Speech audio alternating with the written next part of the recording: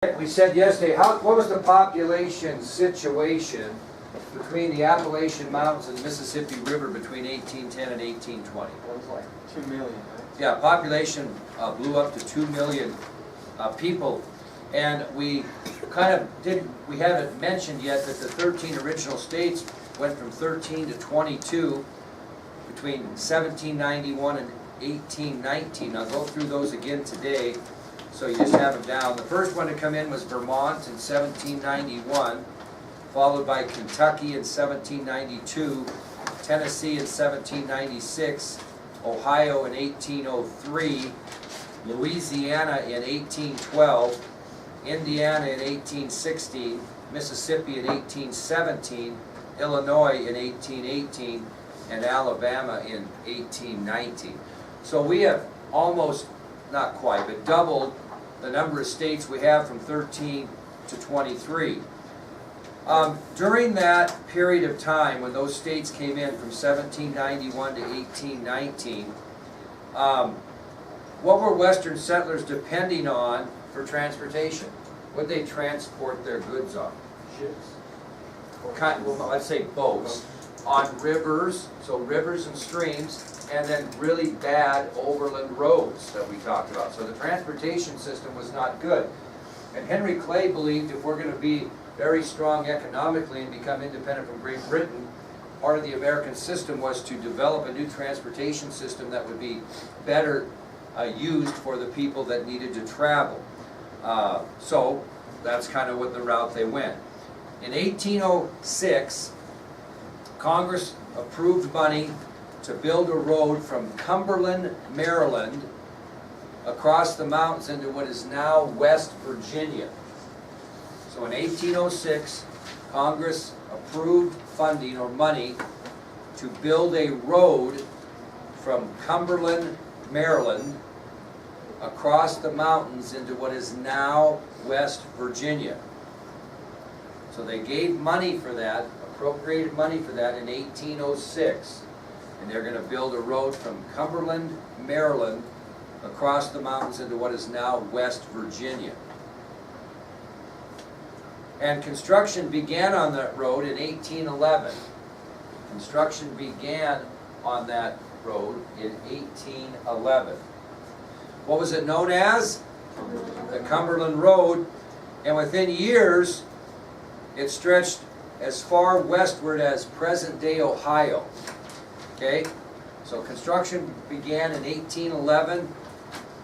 It was known as the Cumberland Road, and within years, it stretched from Cumberland, Maryland, through the mountains, from West Virginia, as far westward as Ohio.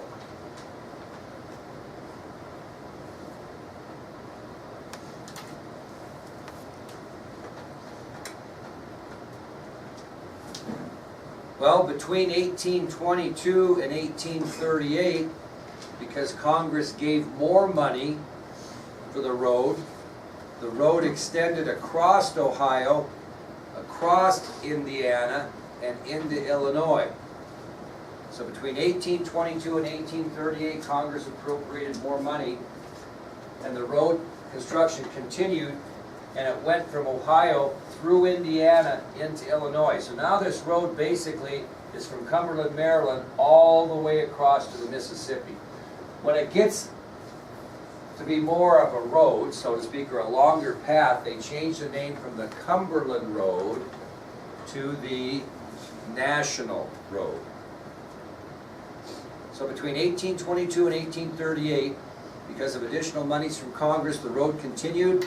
It finally was extended across Ohio, across Indiana, into Illinois, and it became known then as the National Road. Now what they do is each section went through a state, completed through a state. What did the government do? Anybody want to guess? As far as the road was concerned, what did they do once it went through a state? Well, they did, but who maintained it? Who took care of it once it went through your state? The state did. So as each section of the road was completed, the federal government would then turn it over to the states in which it ran through. So they built it with funding. But once it went through your state, whose responsibility was it to maintain it? that state, just like we have WYDOT now, okay? State of Wyoming didn't pay for the interstates that went through Wyoming, the original. And the interstate system didn't come in until Dwight Eisenhower's presidency in the 1950s, believe it or not. But once those interstates were built with federal funding, as soon as the interstate was completed through Wyoming, for example, then Wyoming is responsible to clear the snow and maintain them and pay for them, okay? Well, as you can imagine, thousands and thousands of settlers now poured into this western country over this national road, especially after the War of 1812. Gave them a new start. And that's why this population just went bananas. And that's why all these states, one of the reasons why these states went into the Union is because people populated those states because of the national road. So, during the economic program that was adopted by Congress, what have we done so far? We set up a national bank that provided Americans with sound currency because the first national bank went defunct. It gave the American manufacturers a protective tariff so they could make good profits in their factories and shutting out England. And it helped open up the western areas, strengthening different sections of America, allowing us to have more states. So if I ask you in the test, list the 3 things that made up the American system, your answers would be the Second Bank of the United States, the Protective Tariff of 1816, and the National Road Transportation System. Okay? And that will be on your tick quiz or test.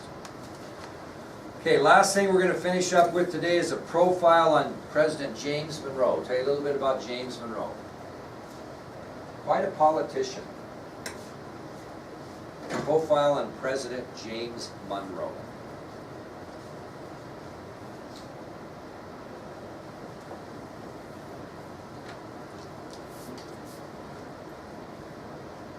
Okay, James Monroe was born on April 28th of 1758 in Virginia. James Monroe was born on April 28th, 1758 in Virginia. April 28, 1758 in Virginia. He was the oldest of 5 children. There were 4 boys and 1 girl in his family, and he was the oldest of those 5 children, of 4 boys and 1 girl.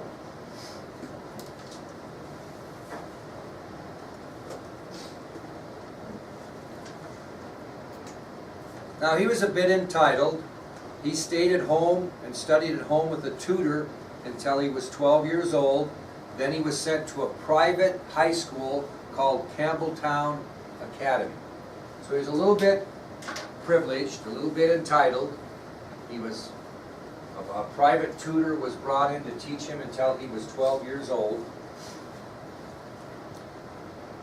Then he went to private school, called Campbelltown Academy. Now this next thing reminds me of Mr. You all know Mr. Clark at the middle school. This is how times have changed, but anyway.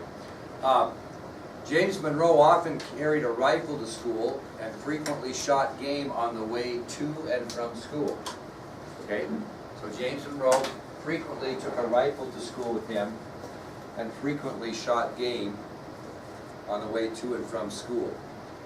The reason I kind of snicker about Mr. Clark is I was a principal at Fort Benton High School in Fort Benton, Montana, and there was a little town named Geraldine about 30 miles away, and Mr. Clark's from Geraldine. Mr. Smith is from Geraldine. It's kind of ironic. This tiny little town, like a little bigger than Tensley, but not too much. And Mr. Clark was telling me one day when he used to ride the bus, he lived out in the country, the bus would pick him up, and he would bring his shotgun with him and leave it on the bus, okay? And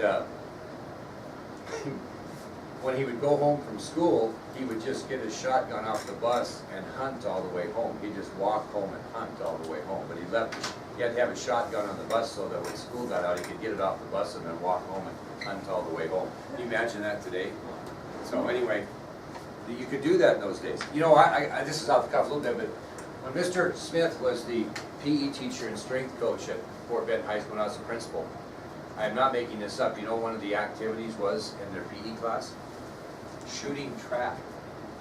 They would take the kids out to the trap, and the school owned 5 shotguns, and they bought the shells. I'm not making this up. And he would take them out, and they would shoot, skeet, and trap during PE. Can you imagine them allowing you to do that? And nobody got hurt, to be quite frank with you, but that's what they did. The big controversy was the first time he went out there, somebody had to climb into the trap thrower and bomb it out from spiders, because it was full of spiders, and they always had an argument, whoever had to go in the trap thing and throw the bomb in there, you just smoke bomb thing in there, so the spiders were gone. But they used to shoot trap, I can remember that. You know, we didn't think anything of it back in the day. That's So, how it used to be. well, it's changed, you know. Yeah. Yeah, you know, I gotta talk to Mr. Sanford to see where he stands on this, but the other class is gonna be into the Kennedy assassination after we get back from Christmas, and I have the exact rifle that Lee Harvey Oswald used to shoot President Kennedy, and I also have the exact, not the, but the exact type of pistol that Jack Ruby used to shoot Lee Harvey Oswald. And I always like to bring him in, but everybody gets so wound up about that, like, you know, I don't know, we'll see how it goes, so. See if I get to bring them in, but they're very historic, rare items, and you kids like to see those types of things, but I don't know, we'll see. I'm surprised they still let us have a gun raffle, to be honest with you, to raise money, but we'll go from there. Off track, back on track. Now, here's something kind of interesting. When James Monroe went to Campbelltown Academy, that private school, guess who one of his classmates was? Yeah, I'd be surprised you can pick it up, but John Marshall, who later became Supreme Court, Chief Justice of the Supreme Court. So he was classmates with John Marshall. He was classmates with John Marshall at Campbelltown Academy. Now, I told you that nobody said anything because it was kind of interesting. I said that he stayed at home with the private tutor till he was 12, then he went to a private high school. Nobody said, well, gee, went to high school at 13. He actually, at the age of 16, went to college, at the College of William and Mary. So at the age of 16, he entered the College of William and Mary. How could he do that? I mean, we have rules and regulations. You got to spend so much time. This, first of all, is a different time period. And second of all, when you go to a private school, things are a little bit different, you know what I mean, as far as how the curriculum goes. So at the age of 16, Monroe entered the College of William and Mary, but he left there. What was going on that he decided he needed to go do? What? Before, very good. The Revolutionary War broke out, and so he left the College of William and Mary and joined the Continental Army. Now, he was just 18 years old, and at the age of 18, he was promoted to the rank of lieutenant, which is a pretty big deal, and he served in the Continental Army under George Washington. So at the age of 16, he enters the College of William and Mary, which, by the way, is still existing today. But the start of the Revolutionary War took him into the Army, and at only 18 years old, he was given the rank of lieutenant, and he served in the Continental Army directly under George Washington. It's kind of interesting. Remember the Battle of Trenton? Remember the Battle of Trenton? When Washington went across the Delaware and the ice-choked river and defeated the Hessians, that type of thing. He was praised for his heroics in the Battle of Trenton. He was actually wounded in the shoulder.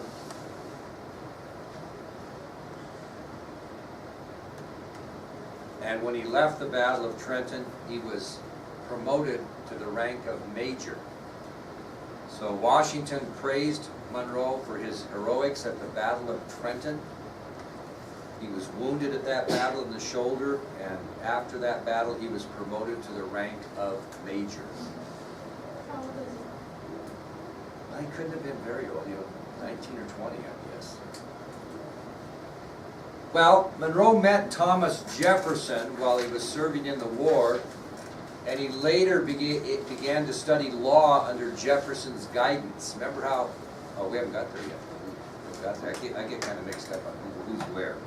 So Monroe meets Thomas Jefferson while serving in the war, and later begins to study law under Jefferson's guidance. In those days, if you wanted to be a lawyer, you would study law under another lawyer. There really wasn't a school for that. You would study under another lawyer, hopefully pick a good one, and then when that lawyer thought you were good enough, he would kind of give you the okay and you could go out and practice law. And so that's what Monroe did. He served studied under Jefferson's guidance. Well, in 1786, Monroe settled down to practice law in Fredericksburg, Virginia. In 1786, Monroe settled down to practice law in Fredericksburg, Virginia.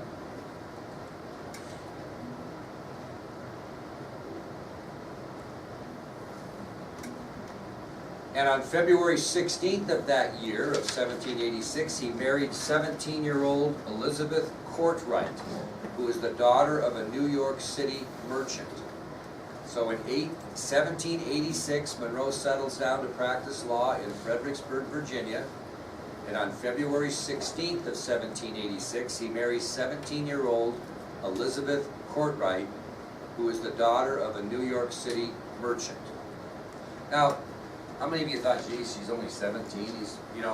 In those days, the role of women were different. Did women go to college? No.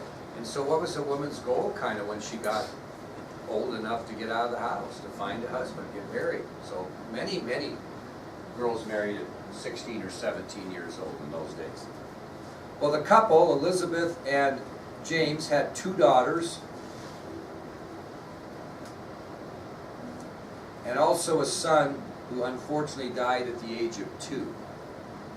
So the couple had 2 daughters and a son, but unfortunately the son died at the age of 2. Now, we know James Monroe is a politician, not a lawyer, right? So he must have went into politics sometime, and when he went into politics is right after he married Miss Courtwright. As soon as he got married to Miss Courtwright, he decided to enter a career in politics. Now, you know him as serving what 2 positions? Secretary of State and President. Secretary of State, President. He actually served in 8 different major political positions, and I'm going to give you those in order. He actually served in 8 different major political positions during his career. Maybe the most highly experienced politician from different arenas than any we've had. He was a United States Senator from 1790 to 1794. He was a United States Senator from 1790 to 1794.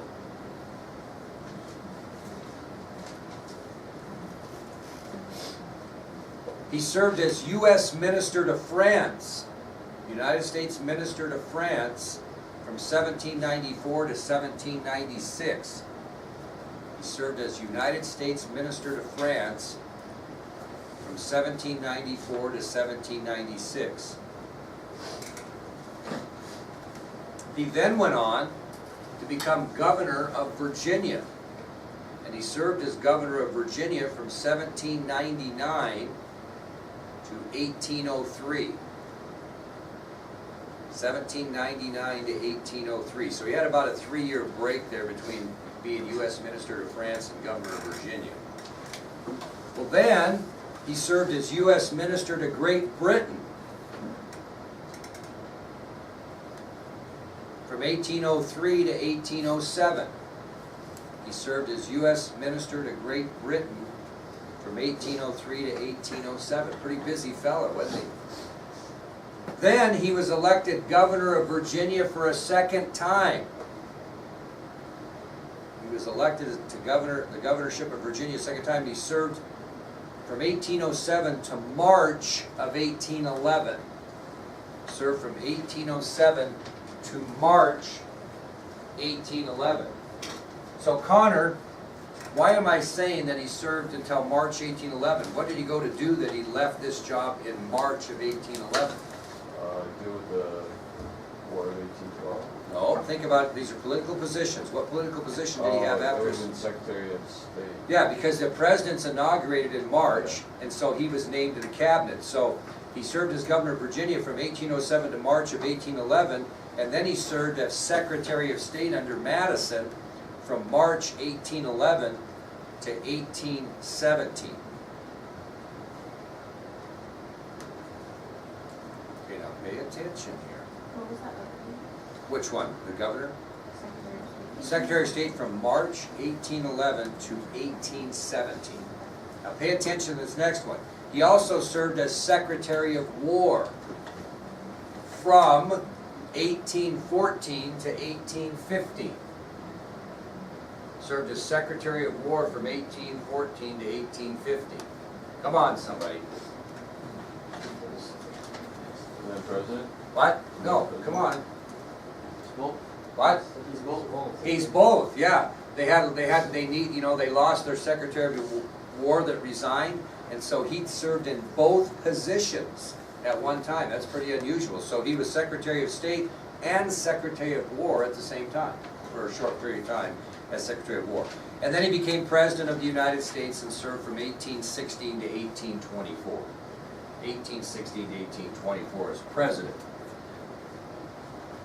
And I mentioned to you yesterday, the reason, we talked about the election of 1816, and I've told you that he served till 1824. Remember, he ran in the election of 1820 unopposed. Nobody ran against him because the Federalist Party was in such disarray at that point. So that's quite a political career, it really is. Well, we'll quickly end this by telling you that after the presidency, he retired to Oak Hill, which was his estate in Virginia. After the presidency, he retired to Oak Hill, his estate in Virginia. And he was $75,000 in debt when he left the presidency, which should be about $1.8 million in today's money. So he was $75,000 in debt, which is about $1.8 million today. I don't know how these guys get in debt. Presidents now make good money. But let's talk a little bit about presidents. How much is that? 1.8 million today. You think about presidents. You think about our last. Okay, let's look at our last few presidents. This guy gets I don't know what the exact presidential salary is. I think it's about $400,000 a year. I don't know. Quote me on that. This guy worried about that? Matter of fact, what